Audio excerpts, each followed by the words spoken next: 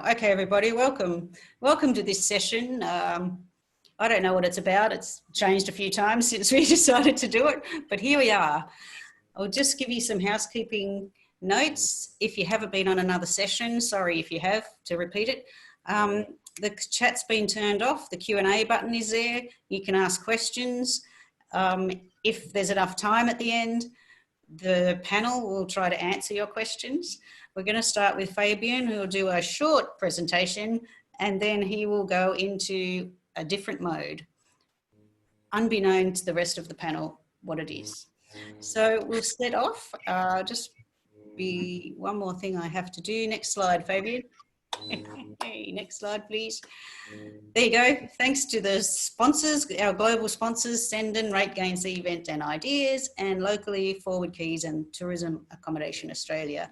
And I'm now going to hand over to Fabian. Go. Fantastic. Thank you very much. For those who don't know me, my name is Fabian, and I'm the founder of Infinito, home to Ivy, a virtual revenue management assistant. Now today, we're going to talk about crisis breeds opportunity. And I had this amazing presentation in my mind, but hadn't really done it. So I called a couple of people around and said like, okay, what would you actually like to listen to if somebody gives you a title, crisis breeds opportunity? And the conversations were so good that we decided, you know what, why don't we have a panel discussion about it and then really talk about the crisis and the opportunity. But we can't do that without setting the stage first. We came from a world of freedom, freedom to run around, no masks, all international travel was open. We were allowed to drink our coffee through a straw on webinars, and we could really do a lot of different things as much as we wanted. That included a really nice enjoying day at the beach, hanging out with a couple of your friends at a rock concert, or even just going to restaurants at will. So there was no restrictions around what we could really do or where we wanted life to take us. But we also need to realize that we kind of ended up running our businesses on autopilot or just being stuck in a hamster wheel. Things went up a little bit, things went down, we had seasonality, and yes, at hamster it will never stop running. But did we really innovate and did we drive hospitality in itself forward? And the reason I say that is some of those hot topics we discussed beyond sanity. What should my segmentation be is a lifelong friend from around 2006. Are the OTAs my friends or enemy? And I still saw that on one of the conferences last year's. It's all about driving direct, came in about 2013 and is still very, very valid. Then we had the big elephant called rate parity, which all of a sudden dominated everything. The conversion of disciplines, meaning marketing, sales, and revenue coming together, has been on the board since about 2011. And in 2011, we said this is now coming. We're now in 2020 and we're still converging. And same, so to speak, for total revenue management, when we look at what we wanted to achieve 5, 6, 7, 8 years ago from a total revenue management perspective on what we are really doing right now. And I'm talking not little pockets of brilliance, I'm talking as an industry have we really evolved. And then the good old bumps in bed, is that a good strategy and need to revisit that? That's a golden, we call that a classic from around 1996 when revenue management hit the stage. And then the world stopped. And we saw COVID-19 really, really growing rapidly across the world. Some late bloomers, some others had it directly under control. Some are now COVID-free. What it meant for flights, and that is thank you to Jameson from Forward Keys, we equally all of a sudden from January looking at flight arrivals, and I took Singapore and Australia in this case, of how it really deteriorated.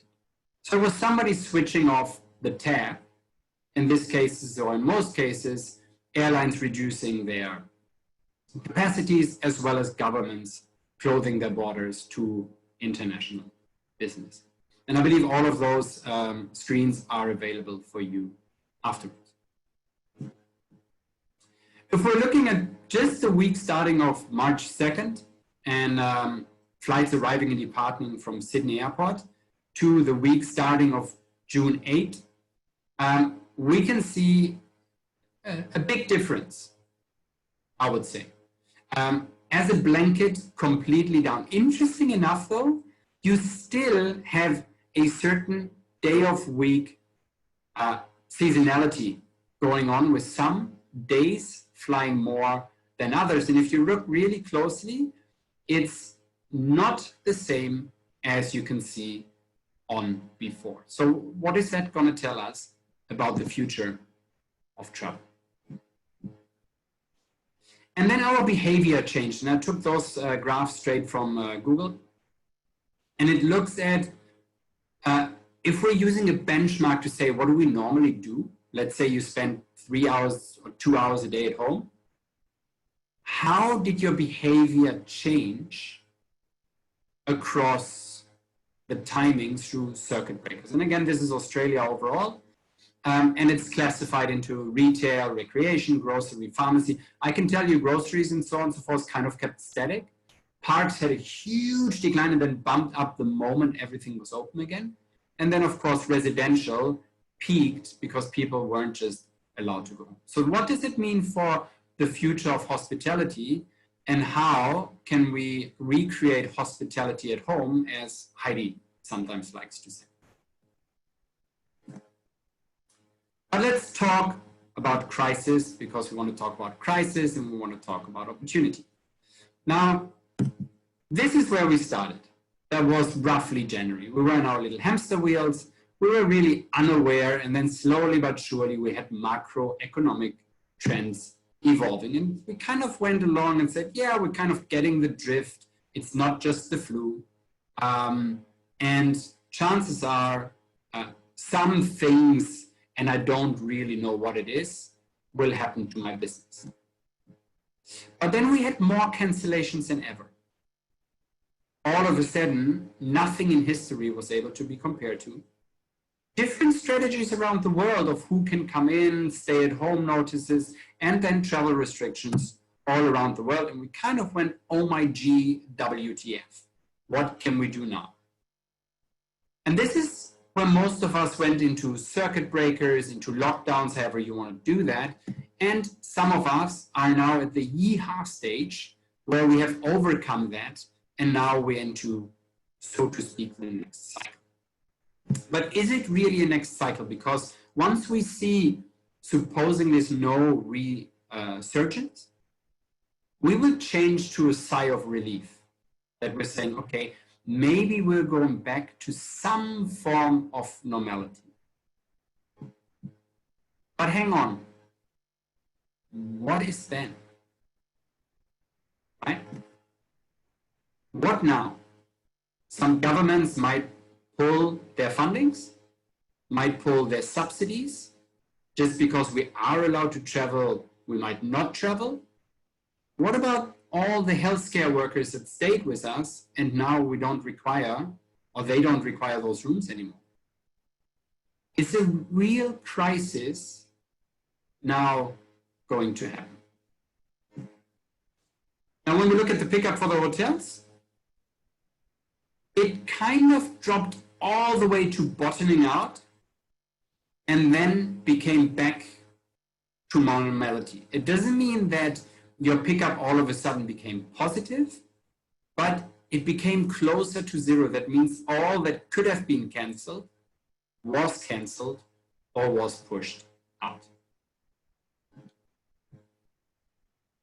And then we got to talk about opportunity. And the key is that the main opportunity is to identify the next part of the curve before it happens so that you can proact. So you can imagine you have a similar curve, but it kind of goes before. Were you already in the getting the drift stage when everybody else was unaware? were you already in the getting drift, in the oh my God stage, when somebody else was just going into the getting drift? And the answer is yes, we were.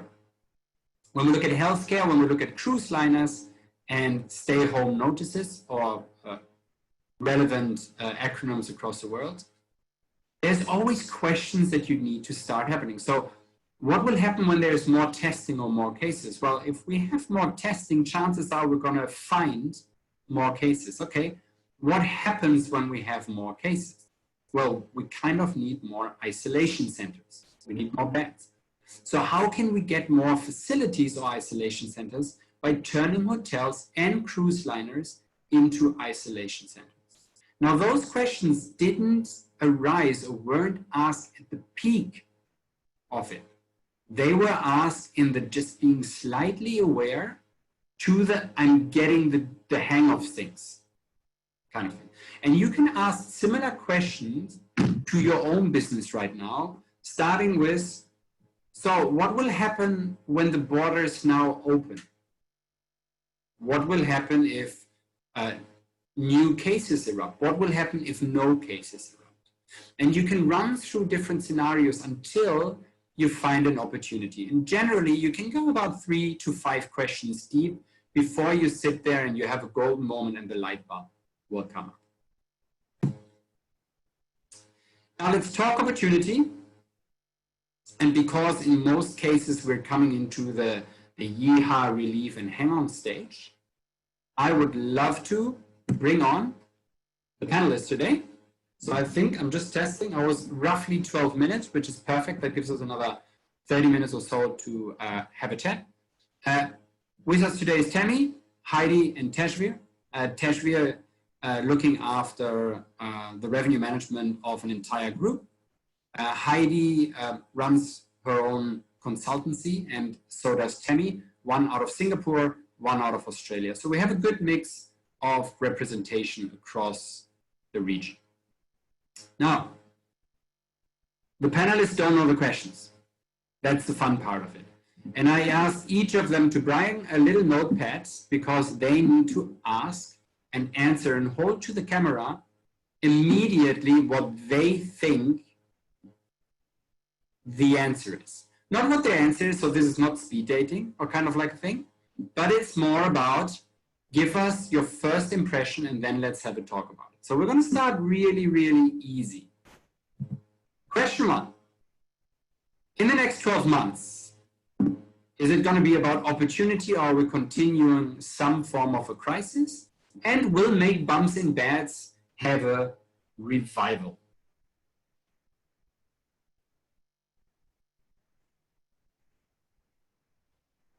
I'm going to run it.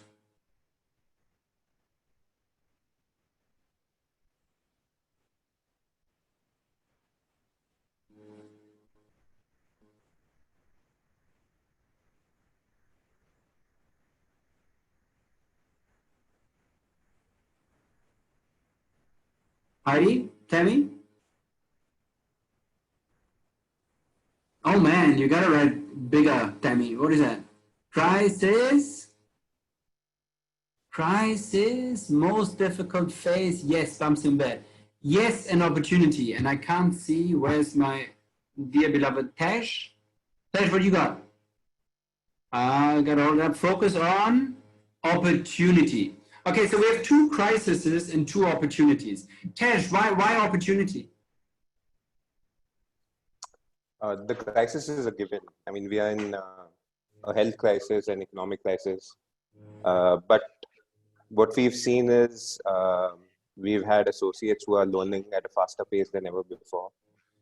We have projects that are onboarding at a faster pace than ever before. And people are responding. And the responsive people and the people who are faster to the market are actually getting pockets of success within this crisis. So if anything we need to focus on, the crisis is a given for the next 1 year. We need to focus on what we can do fast and what we can do well, and how we can change and adapt to the scenario. So you kind of took the politically correct one in the middle. We're finding the opportunity in the crisis, yeah? there's no other option. Okay. What about the bumps in beds? Because you're running hotels right now, right? And there's a big discussion about rates, pricing. There's no demand. Will bumps in beds be making a revival? As of now, yes. It's definitely making a revival. It's the first metric that everybody is focusing on. It's no longer a RevPAR conversation or a TRevPAR conversation. It's firstly an occupancy conversation. And then, of course, you find pockets of opportunity in what you can do with F&B. Can you convert your rooms into office space? Or what can you do with the space that you have available? What can you provide and what is needed right now? So whether you're working with government or whether you're working with private sectors, catering to groups, vaccine projects, it's all about finding that opportunity and in the end, filling those beds up. Okay. Now, Tamie, you said crisis, right? Yes. We're hitting the most difficult phase of this. So we've been through the lockdown. There was absolutely nothing we could do there. There was nothing traveling. We just had to close our hotels. We're now hitting the really difficult, or as you've done here, the red phase, because this is going to be the really competitive phase. It's going to be the phase where we have to fight everybody else who is open. And it is going to be bums in bed because we need cash flow. Owners and operators need to pay bills. The government's going to stop handing out money left, right and centre, and they need to turn a profit because they need to pay their power bill, they need to pay their gas bill, and they need to pay wages. Heidi, you on the other hand said opportunity, right? Yes, yes. But I'm with Tej as well as with Tamie on this one. I think that we are in a crisis is a given. I think we've not ever experienced in my lifetime. I don't know anyone I can ask about a situation like we're facing right now. There is not, usually you have some experienced people or some really senior people who have gone through a lot of stuff. We can't ask anyone about the current situation. We're on our own in this. Everyone is learning as we go along. So to me, I like to look at things as an opportunity, but we have to face these very issues. It is for a lot of the smaller operators, the owners, hotel ownership, it is about the sheer survival of their hotels. So I think it's a huge crisis we're in, and the decision will have to be, how are we going to come out of it? Because it's either you come out of it or you don't come out of it. Maybe 2 years ago, we had in one of our HSMAI boards a discussion. It was funny actually, from MBS Marina Bay Sands in Singapore. He said, as and when this next crisis comes, we will see very quickly who will come up who will manage to survive this. And I think we're in that season. I think there will be 6-8 months from now, there will be companies that no longer exist because they have not survived this. And there are other companies who are nimble enough and fast enough to adapt, to change, to find alternative revenue sources and create an opportunity in this. So this is why, for me, it is an opportunity in an awful crisis. The strategy bumps in beds, absolutely, because it is about survival. So we can't walk away from this. So it's for me not an either or, it's an and situation where we have to focus. Okay. Now then let me ask you that second question, considering we all love the bumps in beds. And I did that question on LinkedIn last week. Over the next 12 months, which role will drive most of your revenue? Is it going to be the revenue management function? Is it going to be marketing, sales, is it distribution? If you had $1,000 to spend to get the biggest return on investment right now, in which area would you put that money? Should I answer the question first? No, it's for all of you. Otherwise, we're losing the fun. Huh? And go ahead, Heidi. Go ahead. For me, for me, revenue management essentially. You mentioned earlier, the convergence of the functions within the. I think we're in the middle of that, and I think this crisis again will shape and shift us as an industry. So, to me, revenue management and marketing are becoming one and the same thing. Revenue management is a function of marketing. We're saying that's in 2011, right? Yeah, but I think we're seeing it more than ever now. I think you know, I would no longer want to differentiate those. For me, if I have to spend $1,000, I put it in marketing and consider revenue management a part of it. Okay. I agree with Heidi. We are marketeers because we are online all the time. We, as revenue management, marketing and distribution is just our job titles. That's what we do every day, all day. So if you're going to spend $1,000, give it to revenue and they will put it into the areas that they know are going to get the best ROI. And that might be your AdWords. It might be, say, the Expedia campaign that's come out at the moment. We don't know exactly which ones we would look at because for every hotel it will be different, but give it to your revenue manager because they will know, crunch the numbers and know where to spend it to get the best ROI. Okay, let me jump in here because we constantly say we don't have enough talent, right? We constantly say that 90% of the revenue managers don't deserve the title, and yet you're telling me let's give the money to the revenue manager where 90% of them, it would literally end up on a night out. So do we actually give it to them and say, go and do a training course? Hello, No, I'll just push what I mean is, HSMAI here. I think throughout the COVID times, it has shown a lot of items that are wrong in our industry, right? And equally from functions where all of a sudden we're like, what's the purpose at this point in time actually, right? And I'm not saying one is better than the other, but I believe that one function is more required at a certain point in time, right? And we can't on one hand always have the discussion and say, revenue management is really just no talent. And all of a sudden we say, oh, let's give everything to the revenue manager because we really know how not good they are, right? And that's where I find the industry is a bit, we're trying this politically correct to say on one end, hey, it's all going to be good, we give it there. But in reality is owners will sit there and say, okay, I got a revenue manager, marketing manager, sales manager, and a person for distribution. Who do I need to let go first? And Sales. who am I now going to hire first is come back? And I'm sure, Tesh, I don't want to put you on the spot here, but you had a massive team to look after, right? And I'm sure that, I know that emotionally it's not a nice thing to do, but you were put in a position where you have to make a decision to say, what is actually, how do I look at it at this point in time? Yeah, I think this poll may be slightly biased by the number of revenue managers you have on your LinkedIn. So I agree. Yeah. So had you had more maybe balanced connections? See, I mean, look, it all ends up on who defines what as revenue management. The revenue management, is it a cost center or a revenue center at your hotel? Do you look at the revenue manager as the person who will recommend the spending or who will do the spending? In the end, if I had $100 or $1,000 to park at any one department, it would definitely be something in a revenue generation activity. Which revenue generation activity would work right now? Possibly marketing for a long lead time business, because you don't know when markets are opening up, what kind of promotions you want to do. So ideally, you would spend that money in marketing to get the word out. Your sales are critically important as well, but they are working also on channel partners or your corporate partners or leisure partners who also are facing a very, very uncertain future.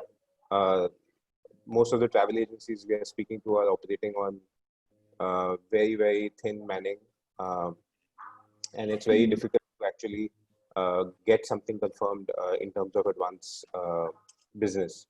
But right now, if you had to choose in one of those, it would be a revenue generation activity, which to me is marketing.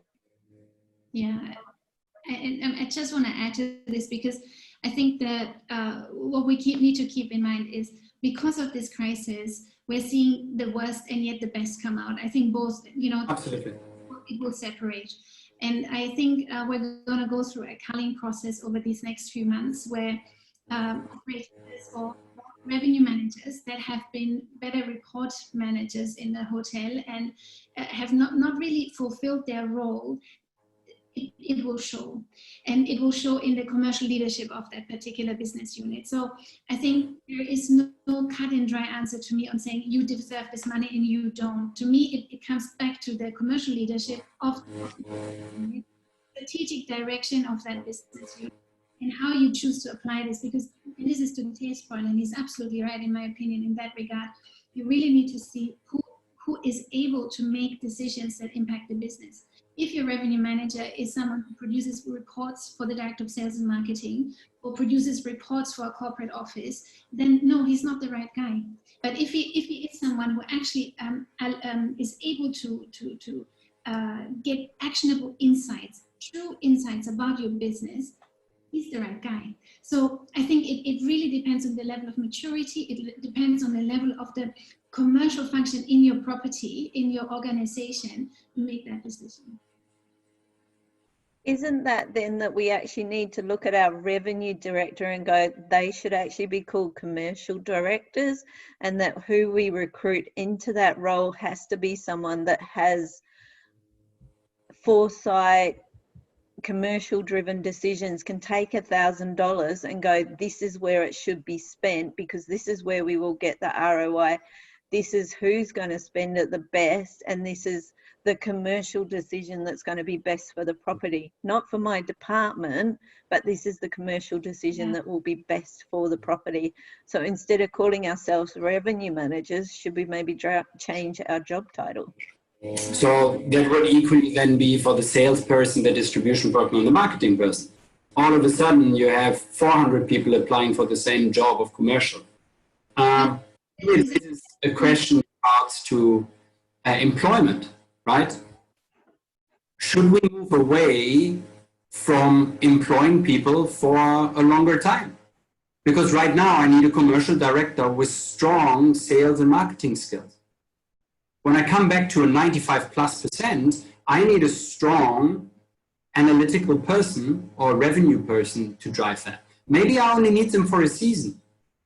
But maybe the question is not so much about individuals, right? Maybe the discussion is a function, correct? Is a revenue generating team, right? Because no revenue manager is filling a property 100%. To me, quite frankly, if you say the $1,000 are best parked with a revenue manager and not with the director of marketing, I've got a problem. There is something in the director of marketing that he's not doing. If I trust my revenue guy more than I trust my marketing guy, right? So I think it is how do you lead your team? And this a lot of it comes back to leadership, right? How do you lead your team in a process where you can make the best commercial decisions and all of them fulfill their roles in their respective parts? And in that, you then make better commercial decisions. It's not about an individual. It's about a team, assembling a team and leading a team that comes together to make the best decisions for the business. So we need general managers. No, it could be a director of marketing. It could be a commercial leadership team, right? A commercial team. If you just reduce it to that, if you include the operational stuff, of course, your general manager comes in, and at the end of the day, it stops with the general manager on a property. But when it just comes to the commercial leadership team, I think there are lots of different possible setups that you can have. But I think that over these next few months, we will see, and I hate to say this, but in general, we don't do very well with sales and marketing leadership in our industry. Our levels of engagement aren't as crisp as they are in some of the other industries, and it may have to do with remuneration. It may have to do with the buoyancy that we've had for so many years. But I think there is a lot to be learned in this with regards to, particularly in the digital space. I don't know a lot of directors of marketing or directors of sales and marketing who are savvy across the digital space. And so we give entire distribution channels and arms of a hotel, we hand them back to agencies, hoping for them to drive our digital agency because we do not have capability and capacity internally to look after them. So I think that, you're unpacking a huge question to me, and there's no fast and quick answer to this, but I think as an industry, we need to engage in robust discussion around this because it will be a problem, and it will be someone else from the outside who will dictate our agenda going forward if we don't. Oh, absolutely. 100%. Now let me move to the next one, and Tej, I will come back to you because I have the back-end stats of who voted. So I want to make sure that I know who actually, I 100% have the same thought, but I would love to see how many people actually set marketing and revenue from a revenue perspective. Now, who has the edge over the next 12 months? Is it big brands or independents, smaller hotel or big box hotels? And Tej, you're kind of in between, right? You're kind of, well, how do we call it? A local? Not a local, in regional hotel chain. I think that would be the best. Chain. That one has the edge. Yours has the edge? Okay, tell me. So I mean, so owners, right now, it's a very fluid market situation, and owners have different issues with big brands and different issues with smaller hotels.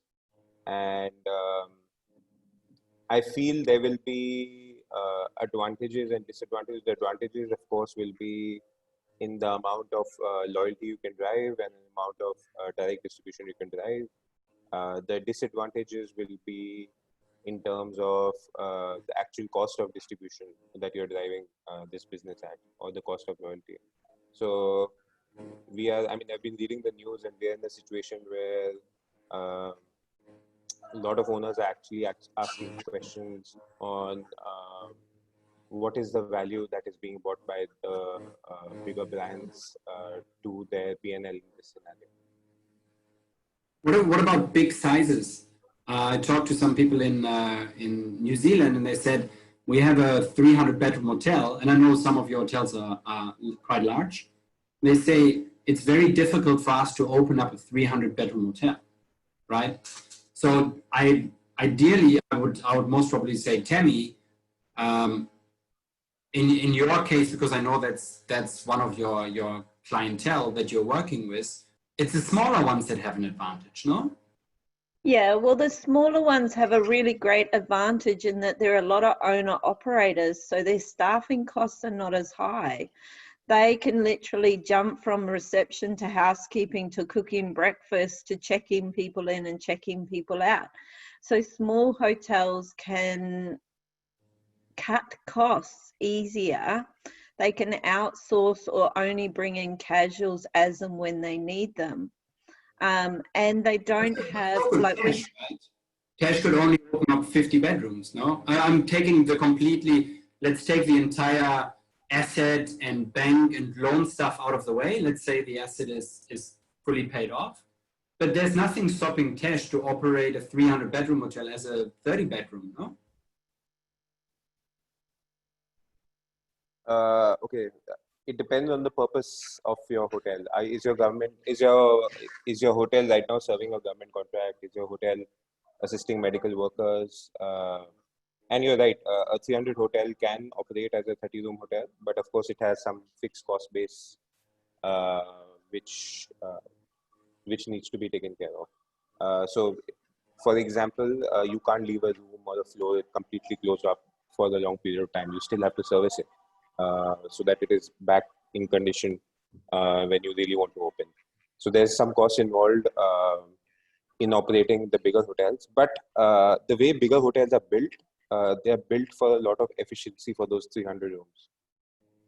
So you can actually operate depending on your service standards, a limited service hotel at a manning of 0.4 per key or 0.3 per key if you need. And again, the purpose shifts the service standards. If you're not operating like a full service 5-star hotel and you are serving a different purpose, then that ratio can change. So does it mean that, and coming back to you, Tamie, that you have it, I don't want to say you have it easier because you have less standards to adhere to, and don't mean that in a negative way. I just mean you don't have the bells and whistles. You don't have a club lounge. You might not have a pool, or you might have one, right? But you don't have all the fancy add-ons which we consider luxurious. Well, your costs are different. So if you don't have to pay your franchise fees and your lounge fees and your points and all these other things that independent hotels don't have to pay, they can get back up and running at a lower occupancy because their costs are a lot lower. And also, if they're not part of a brand, their pricing doesn't have to fit into a certain tier. So if a lot of brands say, okay, you're labeled this, so your pricing needs to fall in the market here. So when you're independent, you can go out on your own and do different things, which means you've got a lot more freedom and flexibility to take an opportunity or create an opportunity where you can, because you can pivot and adapt a lot quicker as well, because it doesn't have to go to head office, sit on someone's desk for a few weeks to then get signed off, to then start coming back down the chain, and then you can action it. Yeah. Okay. Let me ask the next question. Pricing. We're going to come into an area again where we have same rates across all days, because we frankly don't know what our demand is going to be. Are we going to have different rates across different days? But do we possibly see a shift from Tuesday, Wednesday now becoming a Friday, Saturday? So are we going to shift the hotels from a heavy midweek to a heavy weekend? Or will it just be a damper on everything? You're still going to have day of week pricing. We just don't know which days are going to be your most popular yet.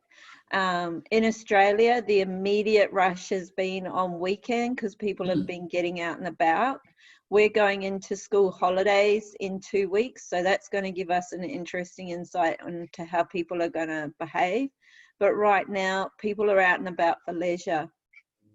Some corporates are traveling. I had a conversation with somebody in Berlin, and they said the bank holiday weekend, literally they peaked at 90% on the Saturday, and the entire weekend was 60%, and then the day after, was kind of 5%.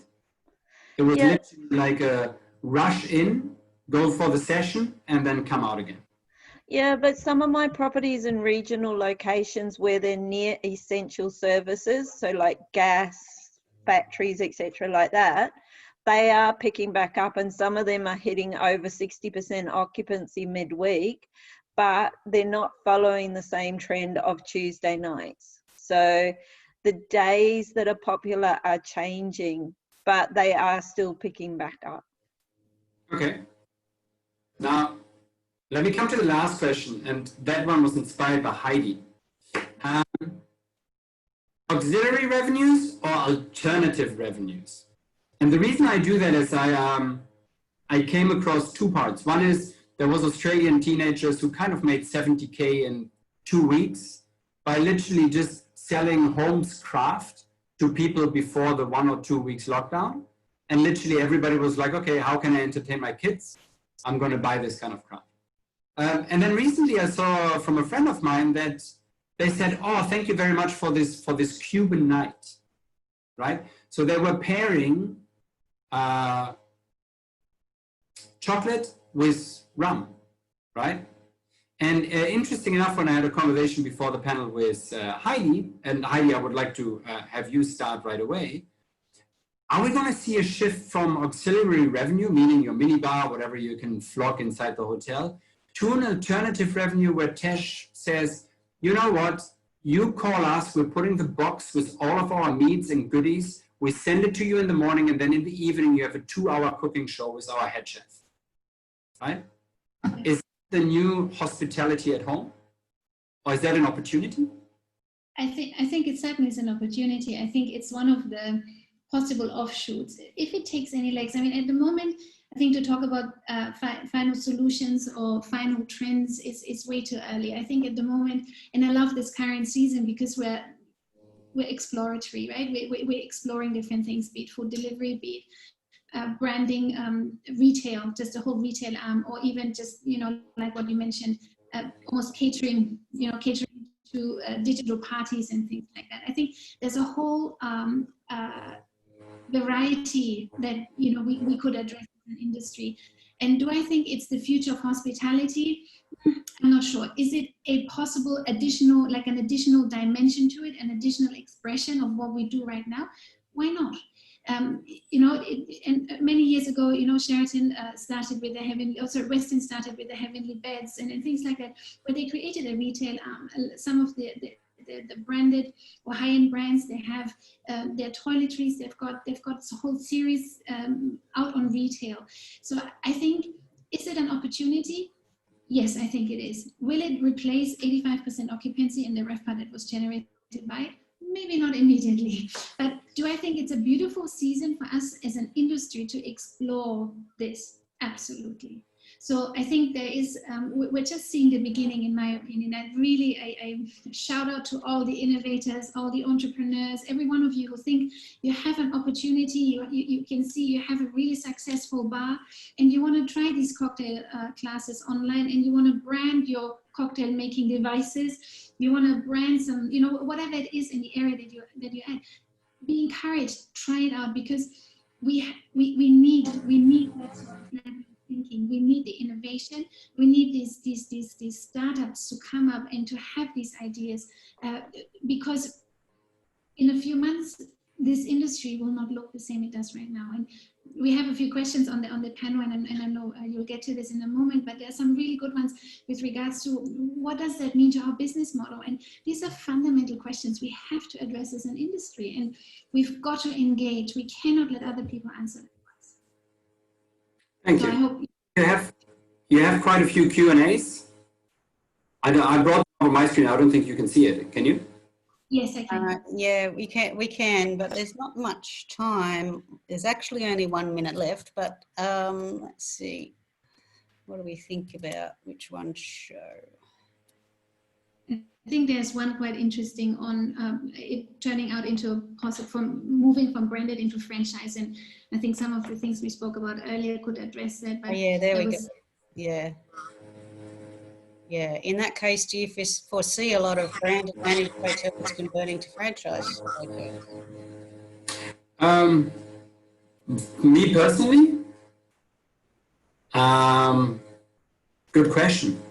I find franchise will always give you more flexibility, right? And we have seen it, for example, I remember working at IHG, and the Holiday Inn Expresses weren't allowed to have hot breakfast, or weren't allowed to have this, weren't allowed to have that. And guess what? Any franchise property that you win there, they were newer, they were built 20 years after the Holiday Inns. They were fresher. They were like, no, we're having a restaurant and we're selling stuff, and we really don't care about some of the brands, because it will allow us to make us more money. And that's what it comes down to at the end of the day, right? A business owner will say, what's the best return on investment? But I can equally say, from a managed perspective, you get a lot of other opportunities being as part of a bigger network and getting that expertise right to your doorstep. Now, if you have 30 seconds left, what do you recommend to hotels right now that they should do as the number one when they come off this webinar? I think for me, they should start looking at, opportunities in terms of when they get to 90% occupancy, or when they get to the normalized occupancy, what do you do about your excess capacity? So they should look at systemic change, not only ride out this period. So, you have bars that are empty on a Tuesday. What can you do with that opportunity? Can you do something like this, where you cater to a surprise at home? So for alternative revenue stream, look at every area of excess capacity in a fully operating hotel, and mostly drive for systemic change, not temporary change. Okay, thank you. Tamie? I would look at change and look at how you can change yourself. So far too often we have set a mindset where we believe this is how our hotel must operate, or we believe this is what our customers want, and we're reluctant to try new things and to try change. So for me, the biggest piece of advice would be to change your own personal mindset and be prepared to try anything and everything that passes your door, because you do not know what's going to stick with the customers and what they're going to pay for. Thank you. And Heidi? Yeah, I think it's the, for me, the thing is also, it goes along with that systemic change. We will not go back to what it was. occupancy levels may return on certain days of the week, maybe certain seasons of the year, but it won't. I think we won't be able to take it for granted as much as we did in the last few years. So think about your property, think about your asset, think about the return on your asset, think about hospitality and what you want to represent as a business, and how can you do that in your local community and right in front of you, as well as the international travelers that you host. Okay. Now, for me, it's really look at your business like a startup, and we always have a saying: build, measure, learn, right? And that just means for you start experimenting, because chances are your recovery will come in waves, because every time you see more demand coming in, more supply will come in, and therefore that demand gets absorbed again before you're going up. Same with international, local, and so on and so forth travel. Now for second tier and third tier destination, you have the, I would say, once in a lifetime opportunity to really turn that second destination into a first destination for people to come and revisit over and over again. Thank you to the panelists. Thank you to HSMAI. Thank you, Fabian, and Thank you. Heidi, Tamie, Tejveer. Nice to see you all again. Thank you. All the best, everyone. Thank you. Bye-bye. Thank you. Thanks. Bye. Bye. Bye. Thanks, Fabian. Thanks. See you. Thank you. Bye. Bye.